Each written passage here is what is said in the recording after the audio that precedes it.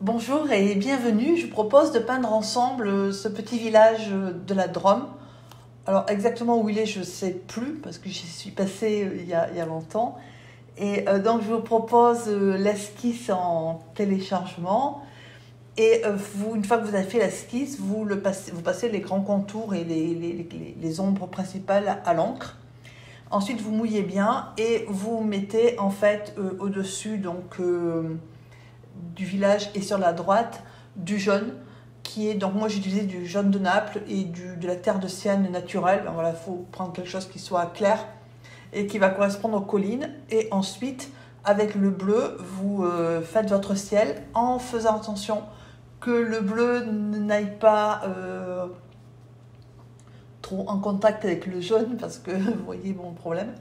Et donc pendant que le ciel sèche, enfin est en train de sécher, vous passez un petit coup de pinceau léger avec le jaune, les deux jaunes là, sur le village. Voilà, vous laissez bien sécher. Et ensuite on attaque la colline qui est juste derrière le village. Alors moi je l'ai faite un peu selon ma vision des choses. Donc à l'arrière le violet, le rose plus bleu. Et ensuite de la végétation. Alors qui est bien plus verte et bien plus dense que dans la réalité, puisque la photo elle a été prise l'été, et l'été dans cet endroit-là il fait très chaud. Donc moi c'est des verts que j'ai fait en mélangeant plus ou moins de jaune, plus ou moins de bleu. Et ensuite on fait les toits, donc c'est la terre de Sienne brûlée, où vous passez selon l'inclinaison du toit le pinceau de manière à suggérer les toits en tuiles. Ensuite on fait la partie qui est donc à l'ombre du village, c'est-à-dire que j'ai pris du rose et du bleu pour faire le violet, et vous passez donc votre violet sur les parties qui sont à l'ombre. Et bien sûr il y a des endroits qui sont où l'ombre est plus dense, et donc là vous repassez soit un violet, un coup de violet, soit vous rajoutez un petit peu de bleu pour faire du violet plus épais. Et pendant que ça sèche, on s'occupe de faire le coin de végétation là qui est à droite. Donc j'ai commencé par du jaune avec du bleu. Voilà, forcément plus clair. Avec la pointe du pinceau, vous faites quelques petits végétaux qui dépassent. Et puis vous laissez sécher. Au premier plan, moi j'ai rajouté une bande de verdure pour relier un peu le vert. Comme ça le vert se relie sur toute l'aquarelle. Vous mettez un petit peu de verdure sur les pans de mur, voilà, en sachant que celle qui est près du clocher, elle est très foncée parce que l'ombre est dense. Si vous regardez sur la photo, c'est même bien plus foncé, l'ombre est bien plus foncée que ce que j'ai fait. Voilà. Donc vous faites vos petits végétaux par-ci, par-là, tranquille. Alors si c'est trop difficile de le faire avec le pinceau, vous prenez une éponge et vous le faites avec l'éponge. Voilà. Et puis donc sur le côté à droite, on voit un arbre. Donc vous humidifiez les parties, vous voulez mettre de l'arbre, vous voulez que les branches d'arbre apparaissent. Et ensuite vous faites vos petites branches tranquilles. Donc là c'est pareil, si c'est trop difficile à faire avec le pinceau, si voilà, vous le faites avec une éponge, c'est pareil. Et donc c'est toujours le même principe, on commence par du clair, donc du jaune avec beaucoup de vert, du jaune, beaucoup de jaune avec un peu de vert ou de bleu, et ensuite j'ajoute au mélange un peu plus de bleu de manière à le foncer de plus en plus. Voilà. Et on ne fait pas de branches parce qu'on estime qu'on ne voit que le bout des branches, que le feuillage. Voilà.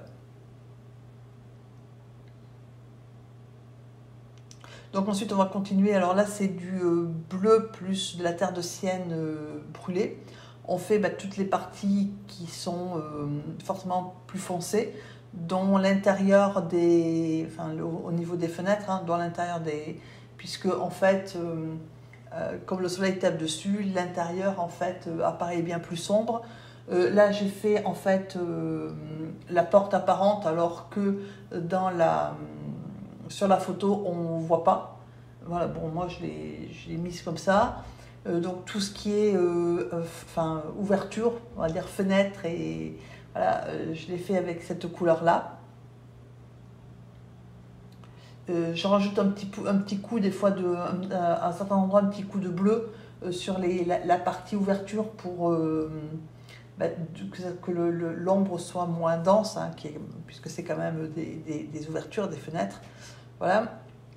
Donc vous faites là c'est pareil, au niveau des volets et tout, il n'y a pas, y a pas une nuance exceptionnelle puisque c'est tout à l'ombre.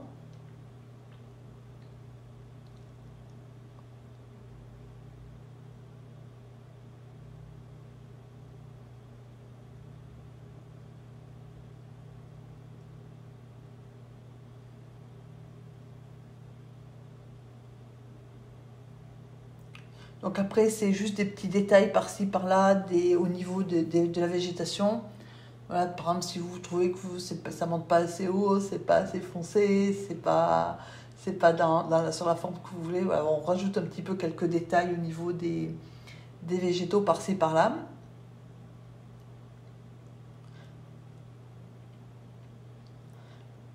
Pareil pour l'espèce de... Alors, j'ose pas dire un massif, parce que c'est plutôt de la végétation qui est laissée, voilà, qui est naturelle. Hein. Mais donc, on rajoute un petit peu de vert foncé. Moi, j'ai ajouté un petit peu, vous avez vu, du jaune de cadmium, de manière à accrocher aussi la lumière. Parce qu'il y a beaucoup de choses que je n'ai pas faites, hein, c'est-à-dire des espèces de broussailles là, un peu jaunies par le soleil. Au niveau de la façade, vous mettez un petit peu, vous laissez quelques petites traces avec de la terre de sienne naturelle, de façon très très claire, hein, pour suggérer les pierres, mais vite fait, parce que surtout pas régulier, puisque c'est des villages en pierre, et donc forcément c'est pas des façades qui sont bien régulières. Et vous faites pareil dans la zone d'ombre avec du violet, donc le rose et le bleu très très pâle. Vous faites exactement la même chose, hein, c'est-à-dire qu'en fait vous laissez traîner votre petit pinceau de manière à suggérer les pierres. Voilà.